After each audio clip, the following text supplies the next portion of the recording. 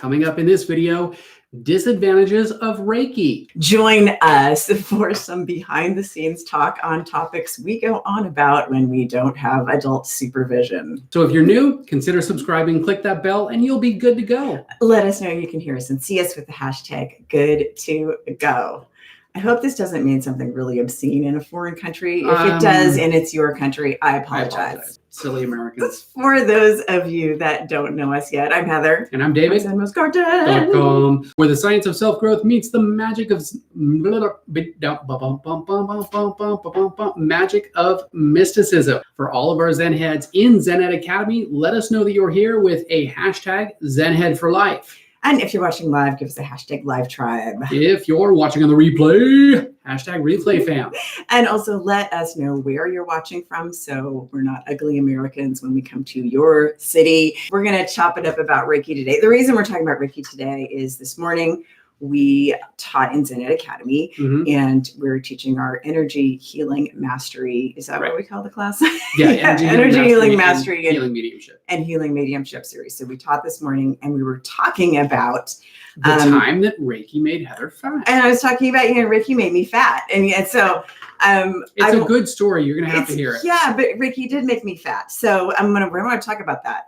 Haagen-Dazs made you fat? No, Reiki made me fat. I'm going to blame it on the Reiki because we're talking about the disadvantages of Reiki. But I want to know if you guys would drop in the comments if you are Reiki attuned or attuned to any kind of energy modality or you've taken up Qigong or Tai Chi. Or anything that manipulates energy. Yeah, let me know if you've done that because I'm going to pick your brain and see if you've had the same experiences because I see a lot of disadvantages of Reiki videos, but never one that was like Reiki made me fat. So I'm nothing that really talks about the shift that might happen when you receive some kind of an attunement like this and the kinds of experiences that can happen in appetite or eating habits. Let us know also in the comments what you experienced, any changes in your appetite or eating habits after whatever that attunement was. Okay, so when I got attuned, I had all of my attunements 1, 2, 3, I did them 3 months in a row, on the full moon. It was kind of cool. My last one actually is when I met David, and David actually attuned me 12 years ago. So something like that, 12, 11. I don't remember, but 2000, a while ago. So, but the shift that I noticed, because if you've had an attunement, you know that suddenly you get this, you're using the energy of your body in a different way. And it is like a Qigong thing. For those of you that haven't had it, you're like, this is crazy, but it does, it was crazy. My hands would heat up really hot. I do a lot of sessions because I was practicing using the energy and the energy modality, but I was hella hungry all the time and hella thirsty. So it was I just started eating more. Yeah. So, but within a short amount of time, I gained 15, 20 pounds. And I'm like, this is not going to work for me. She was still hot. Well, he loves me. But, just a little bit more curves. She still is hot. It's not that she was hot. She's still hot. I love that. I should have caught that. And we're talking later. No, but I just had a lot more curves, but I think I gained about 20 pounds. So I was 120 when I started. I was 140 about a year later into it. And I'm I've got to make some shifts in this. So I kind of adjusted workout schedule and eating a little bit more keto. And so that kind of shifted me back to more of my normal. But see, it's you would think I wouldn't want to get on here and tell people that Reiki made me fat because they're I'm not getting Reiki attuned. So I'm just but I want to talk about it because this is something nobody talks about. Well, because people that give Reiki attunements, they want to attune people, and that means money coming in. So they don't want to tell you that you're going to get fat, but not everybody gets. Did you get fat when you got attuned? Did you start eating more? I did start eating more, but I did not get fat. He makes me sick. He's he could eat all this food and not gain any weight. It's ridiculous. There was a moment though after Cranio, after we did Cranio training where I actually put on about 20 pounds. That's true. So for me, it was Reiki. I didn't put on weight when I started doing my craniosacral therapy training, as I think I had stabilized it by then. But yeah, David did get a little, I do remember he got a little roll. It was kind of fun. It was, I think you can see it in one of our pictures where you have a little bit of a chubbier face. He's kind of got a chipmunk face. There was a time, a picture of us rock climbing. And I was like, who is that guy? Oh, that's me. That was when the shock set in and he saw himself Yeah. climbing on the wall and he's like, wow, I put on a couple pounds. So for me, it was Reiki. For him, it was creating a sacral therapy. But it's, you know, whatever shifts that energy in your body. So I think it's kind of funny. And I want to hear from you guys, like if you've had any of your that sort stories of like appetite change where you just started eating a lot more. I mean, and Chelsea says men suck for that reason. Sean's the same. Well, we both have Irish guys, right? So I think it's that Irish metabolism that they're like lean and mean and ready to fight. It's just in the Irish genetics. Yeah. My personal experience when it comes to Reiki specifically and the shift and the change that I noticed afterwards was I already ran pretty hot regularly. I've been doing energy work since I was a kid. That might have something to do with it. But when I specifically got attuned to Reiki, it was like even more intense heat. And I would notice, especially going to sleep, that my body would really heat up and I'd be this furnace at bedtime. So that was one of the big things that I noticed. And I would also notice I would get hungrier. So I would eat more often than I ever used to, especially for probably about 6 months to maybe a year after the attunement that I got. I did them pretty much 1 month after the other. So first 3 months were an attunement, an attunement, an attunement. That's the way I did it. I noticed the shift in my appetite and the shift in how often I would eat and the types of food that I would eat. Running energy, whatever this modality or the system is, as you're running more energy through you, you're physiologically using more energy, you're using more resources, so you're going to have to fuel up. But the cautionary tale is don't go overboard. Don't carb load, people, if you want to be, don't carb load. So it's kind of interesting because when the first year that I had all my Reiki attunements and started doing energy work on people, I have these like rushes of heat and electricity until it sort of balanced out. Yes. But the weird thing about that is that I was like, you know what? I'm like in my early 40s at the time. And I was like, how am I going to tell when I start menopause? Like, how am I actually going to tell? Because the hot flash thing. Well, I did start menopause a little somewhere along the way. It's not quite the same. So because it's like the difference was when I would get the heat rushing through me before. It may be different for you. It's different for everybody to have the heat rushing through, but there was like electrical current with it. It was like, it's like getting shocked 10 times a day. But with the menopause hot flashes, it was just more like, oh my God, And regardless of modality, when you raise your vibration, when you do something that increases your vibration, you have the ability to change the vibration of different things around you. So food would be one thing. And it's kind of the same concept as praying over your food, where you basically take the food and you give it energy before you ingest it, right? Well, and it's kind of like the water experiments, how they did the photographs of the water in Hashimoto's or whatever. That's a disease. That's not the guy. The guy who did the water photos, who like did the experiment with the photos and then took the difference of the water crystals and what they looked like with the good energy in them and then bad thoughts. So good thoughts kind of the bring same thing. Good energy, bad thoughts bring bad energy. Same thing. And Don says, I attuned over the course of a year, I think. I'm attuned to level 3. I've also gained 20 pounds, blamed it on the new boyfriend and his sweet tooth. Never occurred to me it could have been the attunement.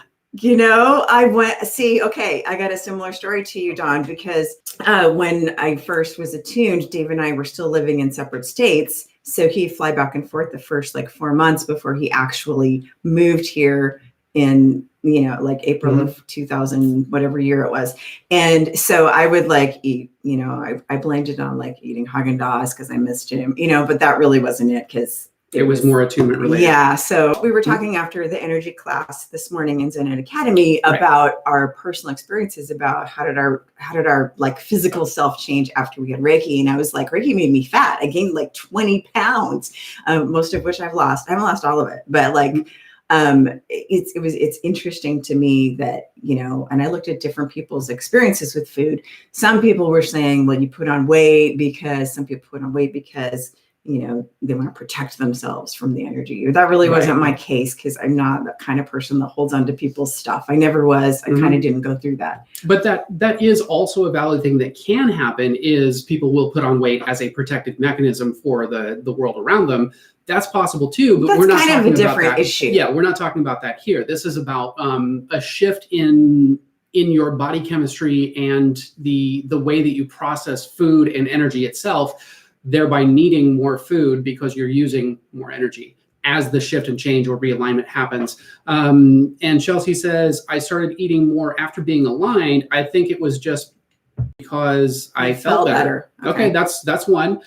Yes, feel drawn to healthier foods when I realign. Also when getting ready for sessions. Yeah. So Brian is also one of our Zen heads. Also when getting ready for sessions, afterwards, get hungry for veggies, greens, and fruits. Yes. Yes, I tell this to peeps all the time about the water study. Very cool. Show gratitude is a good, simple way to pray with or to food. So Brian is also an amazing chef, especially when it comes to barbecue. Yes. So I've seen an interesting phenomenon with this whole idea of changing the vibration of food. This is kind of like a side note, because I'm diverting.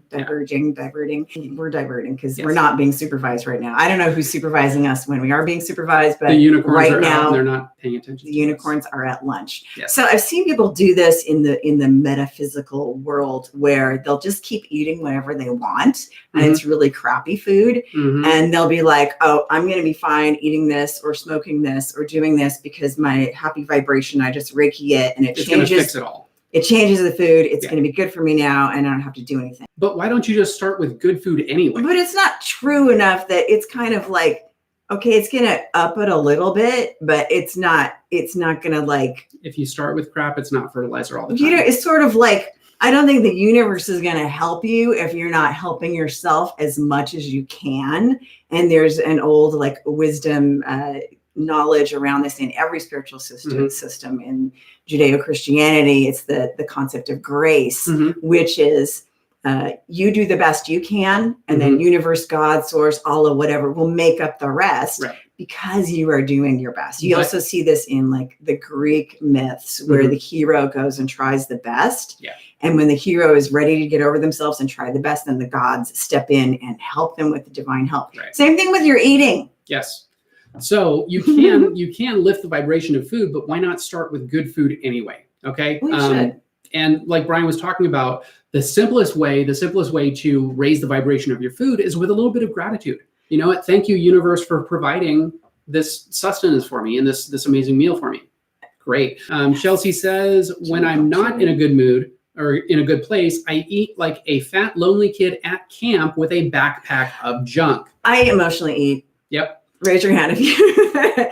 So and then Brian says Chelsea's a house supervisor, and I'm thinking as long as she brings the snacks. So here's the thing about emotional eating. Who emotionally eats? I've done it. A permission I can still do it. Here's the thing. David and I, between us, have lost how many parents? All our parents. I lost think my my dad mom. Might still be in Folsom. Yeah, like the prison. I lost my mom first, then David lost his mom, and then I lost my dad recently. And when we lost each parent, there was a period. We were just like, I know that I'm going to eat a bunch of junk right now, and we've given ourselves permission to do it because we knew it was a part of the process, but it's not the end result, and it's not where we're going to end up. So I was like, I'm the most recent. I'm like, you know what? I'm just so June and July, I just ate like a fat kid. I was just like, I'm eating that. I'm in it. So I and Chelsea brought all the snacks. She didn't, because she lives in Canada. But actually, no, but Nancy did. So I kind of ate like a fat kid for 2 months, because I'm like, I'm grieving my dad and I want to eat lots of chocolate and drink some red wine. And so I did. And you know what? It was great. And so then I reached a point where I was like, okay, I'm going to go back to my regularly planned, scheduled eating. And I did. So it was like, I think sometimes you have to give yourself permission to be bad. And I think it's about a balance, because here's what I see people doing in the metaphysical communities is they do the opposite. The one part is they were like, I can change the vibration and eat whatever I want. Eat all the junk I want. I can smoke cigarettes. And then there's the opposite, which is getting way too overly anal with what you eat. And here's the thing. Okay. The stress from that, just regimenting yourself so much that you have no fun, can outweigh the benefits of having a rigid thing. There is a balance. There is a happy space in the middle, and it's not necessarily a happy meal. It's just a happy meals aren't really good for you. They're going to give you kids with like arterial sclerosis, or is that about your liver? No, it's going to give them like heart issues. Yeah. So I'm really happy that Brian's on, because he's like a fantastic chef. He's the executive chef at Buddy V's here in Vegas at the Venetian. And go check him out if you're here. Go check him out if you're here. He says, ciao for now. Ciao for now. Like spelled with food. So I see people doing this and they get so anal about that's not good vibration food. That's not good vibration food. And you're putting so much stress on your body. But then what's left to eat? Nothing. So life is food. Food is life. I mean, I love food. I'm Italian, French, Mexican, Spanish. I've got all the foodies in me. So like I can't not. How can I not? So enjoy what you eat. Actually, there was a study done called the Blue Zone Diet, where basically they went and looked at some of the longest lasting places on the earth where people live the longest. And they kind of looked at not only what they eat, but how they eat. And some of the longest lasting groups of people, it was more about the social element of tribe and community and coming together when they would eat. So that to me means a lot more than what you're eating necessarily. Okay, yes, what you're eating does have something to do with it, but eat from a happy place, not a compulsive place, or whether it's compulsive to one extreme or the other. Okay, get your emotions in balance, have tremendous amounts of fun, and then what you eat becomes naturally higher vibration because your vibration itself becomes naturally higher. Boom. So I think for me, like I found my happy place with eating and to kind of balance the energy of what we do in the week. And for most of the days, I eat a pretty strict keto diet, but it's a lot of raw fruits and veg, or not so many fruits because keto is not so fruit oriented, but a lot of like spinach and broccoli and greens and salmon, lean meats, and like olive oils. So I'll eat that for most of the week. And then on Saturday, that'll be my refuel day. So Saturday is also date night, and I'll eat, permission to let go and enjoy and have like a creme brulee or a good dessert. But it's not going overboard either. So when I do that through the week, then my overboard day really isn't that overboard. True. So Lord says taquitos for life. That makes so much sense. Misha, good to see you. She says, hi. And Lord says, maybe I'm not understanding Reiki, but would it not be useful for healing the type of energy that leads to compulsive eating? Sure. Yeah, it can definitely do that. And the issue there is regardless of the system. Okay, Reiki is just one system. Regardless of the system, look at the underlying root causes. Look at any underlying root causes that you might have to any eating issues that you may have. If you're eating to fulfill yourself, to feel good, to feel amazing, and it's healthy, then the weight is most likely not going to be an issue. If you're eating from an empty place, then the weight can most likely become an issue. Well, I think compulsive eating comes from compulsive eating comes from a place of you're trying to fill an emotion. Unless you're kind of addicted to sugars and carbs, then it's becomes a chemical addiction. Thing, right. But I mean, it could be one of the two things. So, and I will tell you from personal experience that quitting sugar is much easier to quit than quitting cigarettes. Me, the biggest personal experience. But train of thought went out of the station. That would be different from like when you get Reiki attuned and you're hungrier. Right. I wouldn't call that compulsive eating. I would call that, it's a temporary shift. A temporary shift. Just like when we went through the grieving process with both of our parents, or all three of our parents now, we both kind of gave each other permission to, give ourselves permission to have a little short, because we knew it was going to be a short period of compulsive eating, and we did. Yeah. And the other thing with that is if you fight that, we're talking about temporary. We're talking about a temporary shift in your eating behavior. If you fight it, it's going to get bigger. It's going to get worse. So give yourself the freedom to allow it for a period of time and then make the shift. Okay. Because if you give it a little bit, and know that this is not your end result, then it's easier to make that shift back into your normal baseline. Well, It's a lot of times when someone passes, people, it is kind of common to get into kind of a compulsive emotional eating thing because you're temporarily. But what I'm saying is that a lot of people will get into the habit of it and continue it and just keep gaining weight and getting unhealthier. So if you know that this is turning into a grief thing. So if you know that, you're going through a period of grief, allow yourself a time limit on it. Like I did. I'm like, there's going to be a cutoff date. 3 months to 6 months. After that, if it's still an issue, then I'm definitely going to address that more head on. Well, also with grief, you might not eat. Like when it's kind of interesting because when my dad and my mom passed, I had that emotional eating binge. Maybe it's because it's a parent and they're like symbolize sustenance. But when I got my divorce, I hardly ate anything and I lost 20 pounds. So it's kind of interesting the way we respond to trauma. Let us know any kind of experiences that you've had when it comes to maybe being overly rigid with food or overly free with food. Okay. Especially as it relates to any kind of energy shifts that you may have had or attunements or alignments or anything like that. That's what we're kind of curious about. So let us know if you're watching on the replay, what your experiences have been.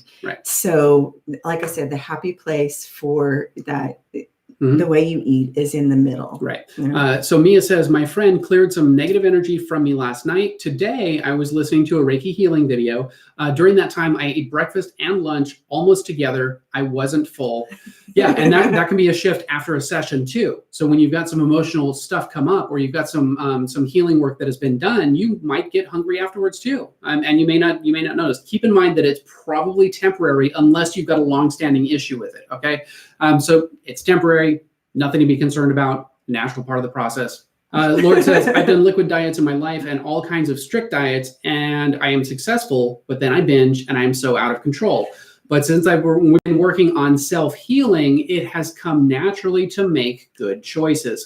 Thank you, Lords, for bringing that up. That is very, very big when it comes to finding your natural balance. Work on the underlying issues and the symptoms will start to clear themselves. Okay, so let me insert a little bit. I used to be a personal trainer years ago, so I did deal with a lot of nutrition and eating stuff with clients way back in college. I did that for extra money.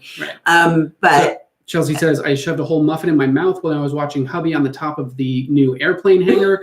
So you were carb loading for him. So basically it is better to establish good eating habits and get yourself in some sort of a schedule.